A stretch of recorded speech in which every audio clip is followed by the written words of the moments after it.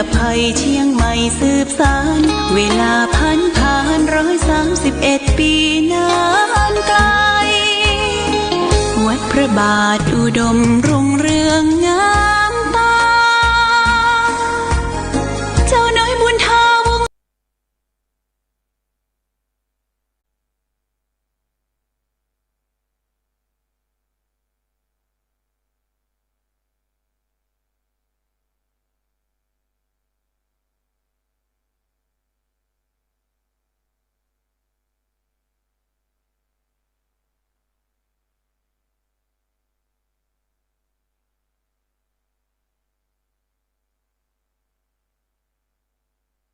วันนี้เป็นวันเสาร์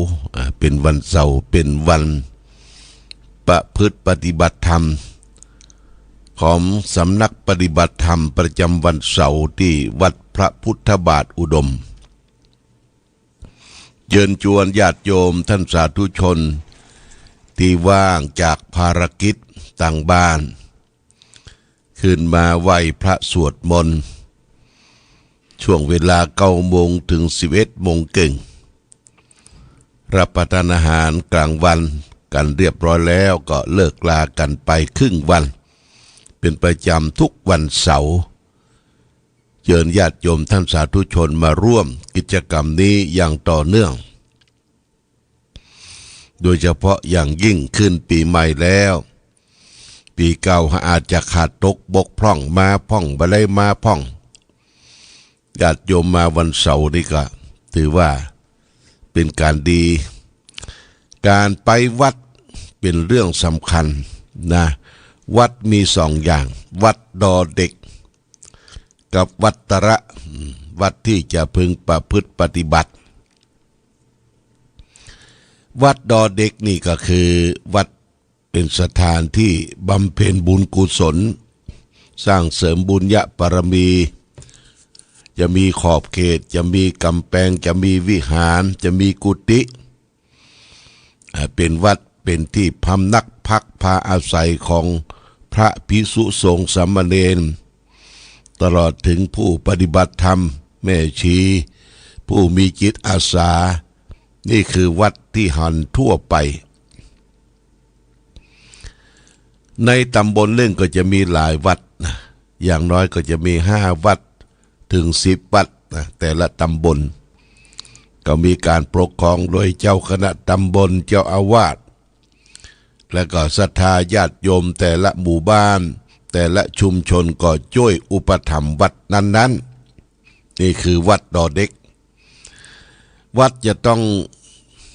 ก่อสร้างห้างแปลงอำนวยความสะดวกเพื่อแก่ศรัทธาญาติโยมสิ่งสำคัญของวัดก็คืออุโบสถหรือโบสถ์วิหารศาลาการประเรียนโรงเรียนพระปริยัติธรรมหอฉันโรงครัวหอสวดมนต์นี่ต้องมีแต่ละวัดวาอารามเพื่ออำนวยความสะดวกคือแก่พุทธศาสนิกชนทั่วไปแต่เมื่อมีวัดดอเด็กแล้วนี่ญาติโยมวัดที่ตามมาก็คือวัดตระวอแหวนมหนากาศต่อเต่ารอเรือวัดตระนี่ก็คือวัดที่พึงประพฤติปฏิบัติสำหรับพุทธศาสนิกชนญาติโยมทั่วไปก็คือเราจะต้องประพฤติปฏิบัติในฐานะที่เราเป็นชาวพุทธหรือพุทธบริษัท4มีภิกษุ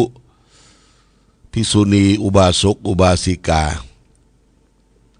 ที่จะจันรงรักษาพระพุทธศาสนาและปฏิบัติตามหลักธรรมคำสอนขององค์พระสัมมาสัมพุทธเจ้าซึ่งเป็นพระบรมศาสดาของเราชาวพุทธทั้งหลายนี่คือวัดตระหลักธรรมคำสอนของพระสัมมาสัมพุทธเจ้าที่ได้ตัดได้สอนคือแก่เราชาวพุทธทั้งหลายเป็นหลักที่นำมาใช้ในชีวิตประจำวันของเราได้เป็นหลักใหญ่อยู่3 ประการ 1. สัพพะปาปัสสะอาการนังคือไม่กระทำบาปทั้งปวง 2. กุศลสูปสัมปทาการทำกุศลคือคุณงามความดีให้ถึงพร้อม 3. สจิตตปริโยทะปนังมันชำระจิตใจของตนเองให้ขาวให้สะอาดนี่เป็นหลักโอวาทใหญ่ขององค์สมเด็จพระสัมมาสัมพุทธเจ้าถ้าจะมาแปลง่ายๆก็คือให้เว้นชั่วทำดีและก็ทำจิตใจของตนเองให้สงบเนี่ยหลักโอวาทใหญ่เว้นชั่วคือไม่กระทำบาปทั้งปวงบาปนี่แปลว่าลามกบาปนี่แปลว่าลามกสกปรกเขาคิดทำบาปหรือการกระทำทางกายทางวาจากายกรรม3วจีกรรม4มโนกรรม3เนี่ยถ้าในทางทุจริตมันเกิดความขุ่นข้องหม่องมัวเศร้าหมองในตนในตัวเขาและท่านทั้งหลายกายกรรม3ก็คือการฆ่าสัตว์ตัดชีวิตการได้ไปเบียดเบียนทรัพย์สินของคนอื่นการได้ประพฤติผิดร่วงละเมิดของรักของชอบใจคนอื่นเขาคือข้อกาเมผิดลูกผิดเมียคนอื่นเขานี่กายกรรม3ในทางทุจริตวจีกรรม4วจีกรรม4ในทางทุจริตคือเป็นคนพูดเท็จพูดส่อเสียดพูดคำหยาบพูดเพ้อเจ้อเรี่ยวไรไร้สาระพูดเท็จก็คือพูดที่บ่เป็นความจริงอู้ที่บ่เป็นความจริงบ่เป็นสัพพะวาจาพูดส่อเสียดนั่นก็คำให้คนอื่นได้แตกได้ร้าวแตกแข็งความสามานสามัคคีกันพูดส่อเสียดพูดคำหยาบก็คือพูดอู้กรรมที่เป็นสกปรกคกหากรรมใต้สิ้นใจผ้ากรรมคิงหาบ่าไอฟังแล้วมันบะรื่นหูรื่นใจเรียกว่าคำหยาบพูดเพ้อเจ้อคืออู้ไปในระหว่างท่ามกลางชุมชนฝูงชนอู้บ่มีสติญาติโยมนะอู้ไปเลยเปิ้นบ่ได้ถามแล้วตอบละหูอะไรอย่างมาเอามาอู้หอยก่อนเปิ้นบ่ได้ถามเด้พูดเพ้อเจ้อเหลียวไหลไร้สาระวจีกรรม4พึงเว้นมโนกรรม3มโนกรรม3ในทางทุจริตคือคิดโลภอยากได้ของคนอื่นเขาคิดพยาบาทปองร้ายเขาและเห็นผิดไปตามทำนองครองธรรมคือเห็นว่าทำดีบ่ได้ดีทำชั่วได้ดีเป็นต้นนี่คือทางมโนคือทางใจกายกรรม3วจีกรรม4มโนกรรม3เรียกว่าถ้าเป็นทางชั่วก็เรียกว่าอกุศลกรรมบท10อกุศลกรรมบท10กระทำความชั่วทางกายอย่าง3อย่างกระทำความชั่วทางวจี4อย่างกระทำความชั่วทางมโนคือใจ3ประการ3อย่างนี่เรียกว่าทางทุจริตถ้าเป็นทางสุจริตเรียกว่ากรรมกุศลกรรมบท10คือทางสุจริตก็คือเว้นจากการความชั่วทางกายทางวาจาและทางใจทางวาจาก็ทางชั่วทางกายคือบาฆ่าสัตว์ตัดชีวิตเบียดเบียนสัตว์เล็กสัตว์น้อยบาข่มเหงคะนึงร้ายซึ่งกันและกันบาคิดละโมบโยบโลภอยากได้ของคนอื่นเขาบาคิดพยาบาทปองร้ายเขาแล้วก็เห็นชอบไปตามทำนองครองธรรมคือว่าทำดีย่อมได้ดีทำชั่วย่อมได้ชั่วนี่คือทางกายกรรม3แล้วก็เว้นจากการดื่มของที่เป็นสิ่งเสพติดมึนเมา มีสุรายาเมามียาทุกข์เป็นต้นเนี่ยกายกรรมสามวจีกรรมสี่นั่นก็คือไทยทางสุจริตก็คือเว้นจากการพูดเท็จเว้นจากการพูดส่อเสียดเว้นจากการพูดคำหยาบและเว้นจากการพูดเพ้อเจ้อเร็วไรไร้สาระนี่ทางวจีมโนวจีกรรมคือเว้นจากวจีในทางทุจริตคือประกอบวจีสุจริตมโนทุจริตคือเว้นจากสิ่งที่กระทำความชั่วทางในจิตในใจคือบักคิดโลภอยากได้ของไผ่บักคิดพยาบาทปองร้ายไผ่และเห็นชอบไปตามทำลองครองธรรมคือเห็นว่าทำดีย่อมได้ดีทำชั่วย่อมได้ชั่วนี้เป็นหลักของสัจธรรมท่านทั้งหลายทำดีย่อมได้ดีทำชั่วย่อมได้ชั่วนี่ก็จะอธิบายญาติโยมท่านทั้งหลายได้ฟังบางคนอาจจะคิดค้านในใจบางท่านบางคนทำชั่วเปิ้นอย่างได้ดีเขาเอาความดีนั่นแหละมาเป็นทรัพย์สินเงินทองเข้าของสมบัติพัสถานมีหอเฮือนเดินดาวมีรถยนต์มีอย่างทุกสิ่งทุกอย่างเขาถือว่าเป็นความดีแต่หลักสัจธรรมของพระสัมมาสัมพุทธเจ้าทำชั่วย่อมได้ชั่วคือเรื่องความชั่วเนี่ยมันเกิดจากจิตจากใจเขาก่อนใจนี่เป็นประธานนะใจเป็นนายกายเป็นบ่าวเท่าชั่วทางใจและญาติโยมนะมันก็ชั่วไปหมดกายก็ชั่ววาจาก็ชั่วเพราะว่าใจเป็นประธานใจเป็นใหญ่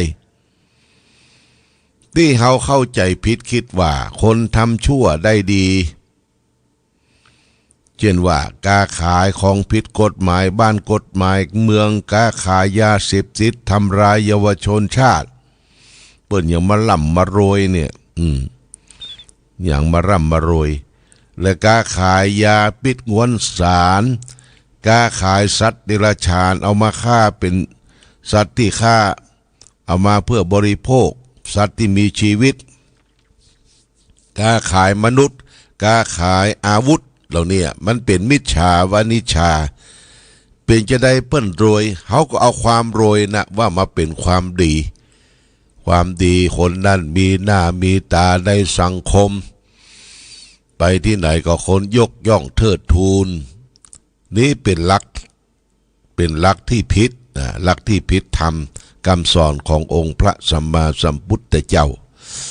พระพุทธเจ้าว่าทำดีได้ดีได้ที่ใจเฮาก่อนนะญาติโยมนะใจเฮาเนี่ยถึงแม้ว่าเฮาจะทุกข์จะยากจะลำบากยากกั้นแต่ใจเฮาดีนะทำบุญสะสมไปทีละเล็กละน้อยมันก็เป็นบุญสะสมไปเหมือนกับเม็ดฝนตกทีละหยาดยังเต็มอ่างเต็มภาชนะชั้นใดก็ชั้นนั้นเฮาบ่ต้องไปเอียงไปเอาเปิ้นมาเปรียบเทียบนะบ่ต้องไปกู้หนี้ยืมสินคนนั่นคนนี้มาเอามาเชิดหน้าชูตาทำบุญสุนทานมันไม่ใช่ความสุขที่แท้จริงเพราะฉะนั้นบุญเนี่ยที่เฮาสั่งสมไว้ญาติโยมจะไปน้อยเนื้อต่ำใจว่าเฮาทำเล็กทำน้อยกลัวได้บุญน้อยก้อยทำเปลี่ยนไปเรื่องบุญญาจินกถาเนี่ยว่าด้วยการสั่งสมบุญพระพุทธเจ้าตรัสไว้ในพระไตรปิฎกคุตกนิกายธรรมปฐกถาพระไตรปิฎกเล่ม25หน้า122พระพุทธเจ้าตรัสว่ายาวะมันเยทะปุญญัสสะนมัตตังนาคะมิสติทุพินทุทิปาเตนะทุกรรมโพปิปูรติ ปูรติทีโรบุญยัสสะโถกังโรกาปิอาจินังถ้าแปลเป็นไทยก็ได้ใจความว่าไม่ควรดูหมิ่นบุญว่ามีประมาณน้อยจักไม่มาถึงแม้หม้อน้ำยังเต็มด้วยน้ำที่ตกลงทีละหยดได้ผู้มีปัญญาเมื่อสั่งสมบุญไว้ทีละน้อยละน้อยก็ย่อมเต็มไปด้วยบุญได้เหมือนกันนี่พระพุทธเจ้าตรัสว่าอย่าไปประมาทบุญน้อยญาติโยมท่านเปรียบเหมือนว่าเราเอาภาชนะเอาถ้วยชามอย่างไปรองน้ำฝนที่ตกจากฟากฟ้าสุราไรสลมลงมาเม็ดฝนตกทีละเม็ดได้ยากก็ยังเต็มอ่างภาชนะชันใด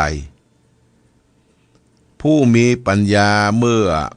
สั่งสมบุญไว้ทีละน้อยละน้อยก็ย่อมเต็มไปด้วยบุญได้เหมือนกันทีนี้กิริยาญาติโยมกิริยาของการทำบุญการทำบุญนั้นมีกิริยาที่จะต้องทำบุญเกิดจากการรักให้ทานบุญเกิดจากการรักษาศีลบุญจักเกิดจากการเจริญสมาธิภาวนาทานศีลภาวนาเนี่ยเป็นหลักบุญใหญ่เป็นกิริยาของการทำบุญการให้ทานก็เป็นส่วนหนึ่งการได้ไปรักษาศีลก็เป็นส่วนหนึ่งการได้ปั้มเพ็งเจริญภาวนาไหว้พระสวดมนต์ก็เป็นส่วนหนึ่งเนี่ยมันจะต้องครบทั้ง3ประการในญาติโยมการให้ทานเป็นจะต้องเป็นจะใดจะต้องให้ทานทานคือให้อามิตรและสิ่งของที่เราควรให้แก่คนบุคคลที่ควรให้เช่นให้ทานแก่สมณชีพราหมณ์พระภิกษุสงฆ์ผู้ปฏิบัติดีปฏิบัติชอบให้โภชนะอาหารอุปถัมภ์ท่านด้วยปัจจัย4ปัจจัย4นั่นก็มีอาหารการกินที่อยู่อาหารการกินผ้าเครื่องนุ่งห่มอาหารการกินอาหารบิณฑบาตที่อยู่อาศัยแล้วก็ยารักษาโรคดูแลพระภิกษุสงฆ์เป็นปกติให้ท่านได้อยู่ได้สุขสบายทั้งกายทั้งใจเพื่อจะได้ประพฤติปฏิบัติธรรมนี่คือให้บริโภคให้ด้วยปัจจัย4ให้ทานด้วยอามิตรคือสิ่งของการทำบุญกิริยาประการที่2นั่นก็คือการรักษาศีลทำไมเราจะต้องรักษาศีลญาติโยมศีลแปลว่าปกติปกติกายปกติวาจาทุกคนเมื่อกายวาจาของตนเองปกติบุคคลผู้นั้นถือว่าเป็นผู้มีศีลเป็นผู้มีความสงบกายวาจาศีลอยู่กับผู้ใดผู้ใดนำศีลนำไปประพฤติปฏิบัติผู้นั้นก็จะมีความสุขสงบนะญาติโยมไม่ไปเบียดเบียนใครไม่ไปโลภไปเบียดไปบังทรัพย์สินของคนอื่นเขาไม่ผิดลูกผิดเมียคนอื่นเขาแล้วก็ไม่ทำร้ายตัวเองด้วยสุรายาเมายาเสพติดก็มีความสุขละนะญาติโยมนะเนี่ยศีลเป็นแห่งบุญเป็นสายบุญส่วนหนึ่งที่จะทำให้เกิดความสุขก็คือศีล5เนี่ยง่ายๆประพฤติปฏิบัติง่ายๆจากนั้นจากศีลขึ้นไปชั้นหนึ่งก็คือได้เจริญสมาธิภาวนาเป็นอย่างใดเป็นจะใดเราจะต้องมานั่งเพื่อเกิดสมาธิภาวนาภาวนาเนี่ยเป็นกรอบที่จะทำให้จิตใจสงบเย็นญาติโยมสุขอื่นใดจะเกิดจากความสงบไม่มีแต่สุขความสงบที่จะมีต้องสงบใจก่อนเมื่อใจเป็นประธานใจเป็นนายกายเป็นบ่าวเมื่อใจสงบแล้วกายก็สงบวาจาก็สงบ เราจะพบเห็นทางหนทางแห่งความสุขเกิดจากการภาวนาภาวนามีสองประการคือสมถภาวนาภาวนาเพื่อให้เกิดอุบายให้ใจสงบใจสงบเช่นเราจะภาวนาสัก10 นาที5 นาทีอย่างเราไปทำบุญทั้งหลายก็ที่ไหนที่อื่นก็บอกว่าเราและท่านทั้งหลายตั้งจิตใจสงบให้พิจารณาถึงบุญกุศล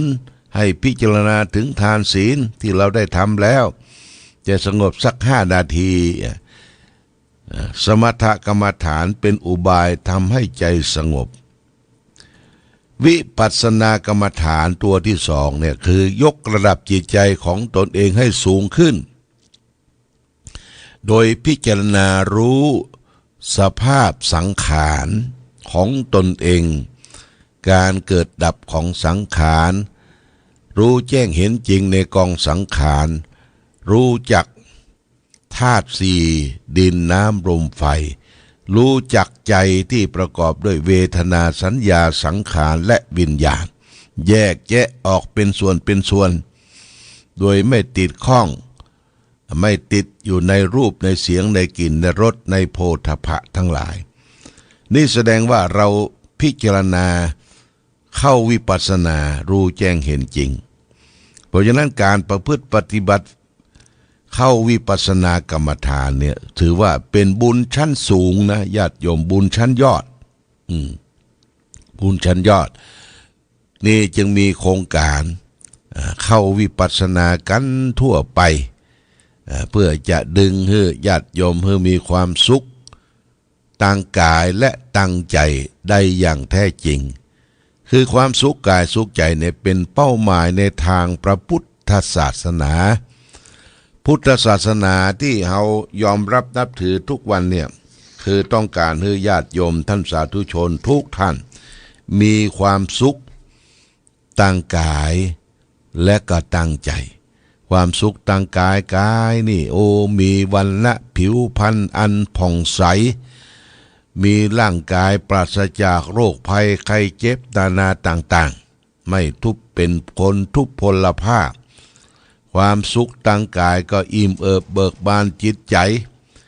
เห็นโลกในแง่ดีนะญาติโยมเห็นโลกในแง่ดีบางครั้งไปหันความชั่วหันยังมาผ่านตั้งตาหูจมูกลิ้นกระใจก็มองโลกในแง่ดีนี่คือความสุขตั้งใจก็จะเกิดขึ้นเพราะฉะนั้นขอฝากเรื่องบุญกิริยาให้ญาติโยมท่านสาธุชนทั้งหลายได้พิจารณาว่าจะฮื้อตานอย่างเดียวก็รักษาศีลไปโดยรักษาศีลไปโดยได้แล้วกายวาจาพร้อมแล้วก็ยกระดับจิตใจของตนเองให้สูงขึ้นเรียกว่ามันภาวนามีสมถกรรมฐานและวิปัสสนากรรมฐานอย่างนี้เป็นต้นเอาละวันนี้รายการธรรมประทีปส่องต่างได้มาพบญาติโยมท่านสาธุชนประจำวันเสาร์วันนี้ญาติโยมมีโอกาสและเวลาก็ขึ้นวัดได้ไปฮื้อตานรักษาศีลภาวนาดังที่กล่าวแล้วเราก็จะพบหนทางแห่งความสุขความเจริญอิ่มเอิบเบิกบานจิตใจในวาระโอกาสต่อไปรายการธรรมประทีปส่องต่างต้องขอลาก่อนขอผู้ฟังจงตั้งมั่นจิตหันษาด้วยธรรมะขององค์พระพุทธาได้นำพาให้เกิดความสุขสงบเย็นขอเจริญพร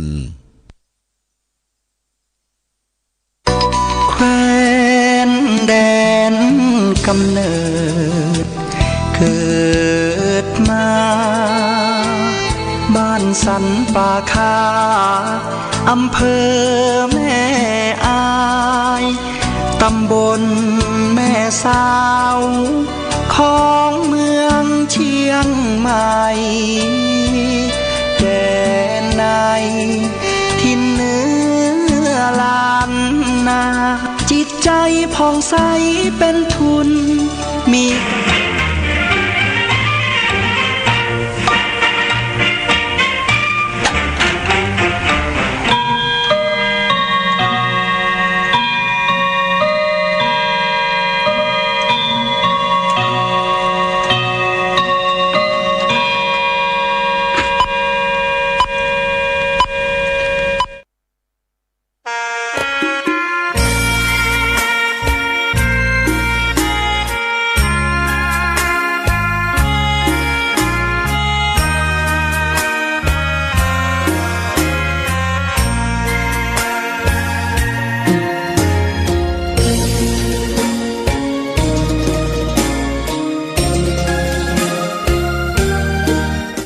ธงชาติ